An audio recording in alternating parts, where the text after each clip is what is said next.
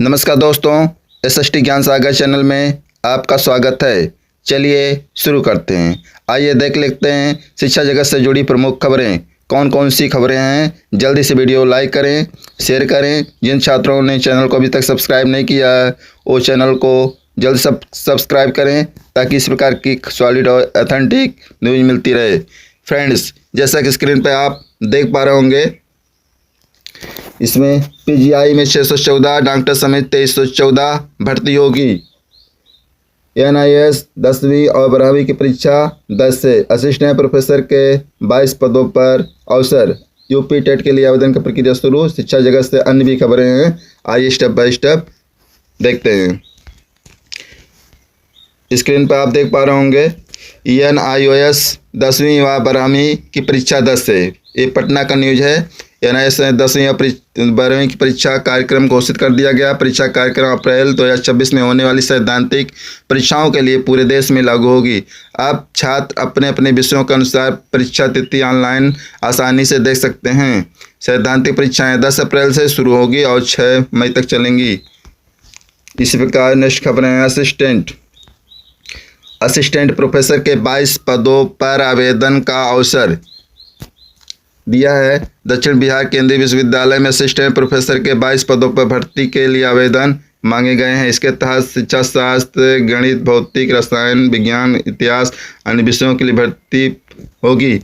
आप देख पा रहे होंगे आवेदन की अंतिम तिथि 30 मार्च 2026। योग्यता न्यूनतम 55% अंकों के साथ संबंधित विषयों स्नातकोत्तर, नेट, स्लेट, सेट उत्तीर्ण या पीएचडी हो। वेतनमान इतना दिया है। ये सब आप देख पा रहे होंगे। आवेदन के नोटिफिकेशन दिया गया, वेब लिंक दिया गया है, ये सब देख पा रहे होंगे। इसी प्रकार नेक्स्ट है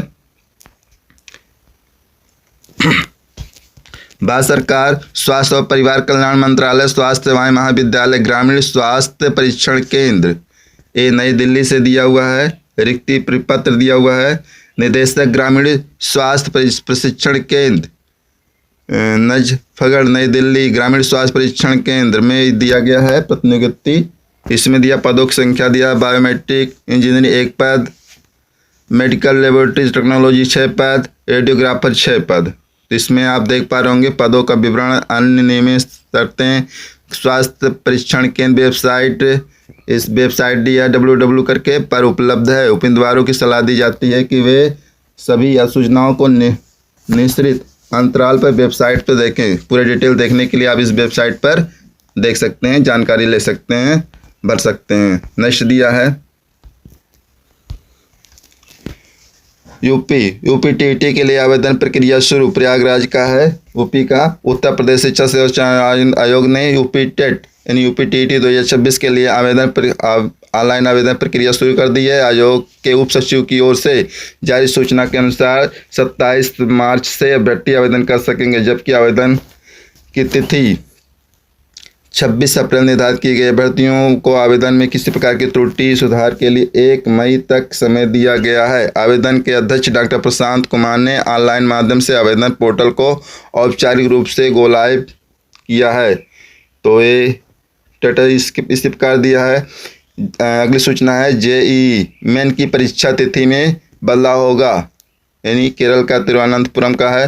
केंद्र सरकार ने ईस्टर के रविवार होने के कारण संयुक्त परीक्षा जेईई मेन में 2026 की परीक्षा तिथि बदलाव की अनुमति दे दी है। परीक्षा में 5 अप्रैल को शामिल होने में असमर्थ अभ्यर्थियों के लिए परीक्षा तिथि को पुनर्निर्धारित करने की अनुमति दे दी गई है। केंद्रीय मंत्री सुरेश गोपी ने शुक्रवार को यह जानकारी दी। इस पर नेक्स्ट सूचना है। स्क्रीन पर आप वीडियो को अंत तक बने रहेंगे दोस्तों।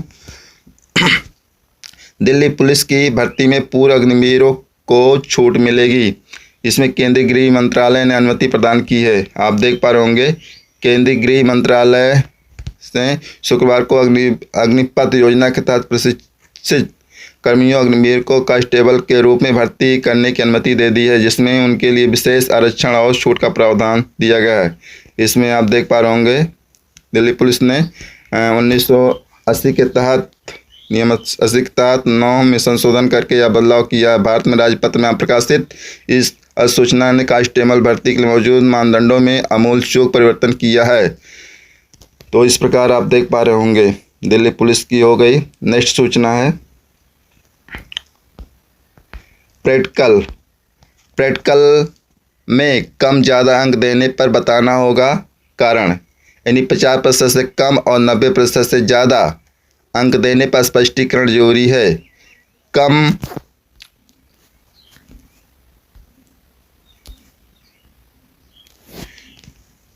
अंक पाने वालों के लिए रीमेडियल कक्षाएं अनिवार्य।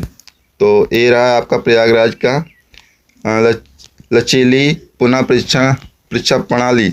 इसमें दिया है इलाहाबाद विश्वविद्यालय में प्रैक्टिकल परीक्षा को लेकर अहम बदलाव किया गया है। यदि किसी विद्यार्थी को 50% से कम या 90% से अधिक अंक दिए जाते हैं तो संबंधित शिक्षक को इसका स्पष्ट औचित्य देना होगा। यह निर्णय हाल ही में कुलपति की अध्यक्षता में हुई कार्य परिषद की बैठक में लिया गया। विश्वविद्यालय प्रशासन का कहना है कि इस नए नियम का उद्देश्य मूल्यांकन प्रक्रिया को पारदर्शी निष्पक्ष बनाना है।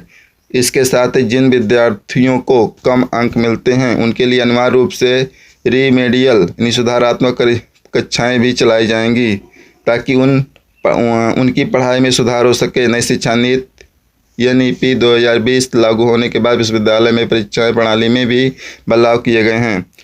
अब आंतरिक मूल्यांकन को भी अनिवार्य कर दिया गया है। स्नातक स्तर पर विश्वविद्यालयों यानी विद्यार्थियों को पहले 2 वर्षों में 2 मेजर और 1 माइनर विषय होगा, जबकि तीसरे वर्ष में केवल मेजर विषयों में फोकस होगा। तो ये रहा है आपका लचीली पुनः परीक्षा प्रणाली। इस प्रकार नेक्स्ट है PGI में 614 डॉक्टरों समेत 2314 भर्तियां होंगी। आप देख पा रहे होंगे स्क्रीन पर। मुख्य सचिव की अगुवाई में गवर्निंग बॉडी की बैठक में लगी मोहर। ये लखनऊ का न्यूज है। मुख्य सचिव ASP गोयल ने शुक्रवार को PGI की 104 की गवर्निंग बॉडी को बैठक में 573 बेड वाले एडवांस पीडियाट्रिक सेंटर के लिए 131 doctor, 483 resident doctor, 1540 nurse technician समेत अन्य और 160 आउटसोर्सिंग के पदों को मंजूरी दे दी है। संस्थान सोर्सिंग के पदों को मंजूरी दे दी है। संस्थानित पदों को विज्ञापन निकालकर जल्द ही भर्ती शुरू करेगा। पीडियाट्रिक सेंटर का पहला चरण इसी वर्ष अक्टूबर में शुरू होगा। इसमें 15 विभाग यानी 293 बेडों पर भर्ती कर इलाज किया जाएगा। कुल 573 बेड वाले सेंटर में बच्चों के 24 विभाग एक छत तले संचालित होंगी। तो ये रहा आज का न्यूज। आज के वीडियो में इतना ही। पूरा वीडियो सुनने के लिए बहुत बहुत धन्यवाद।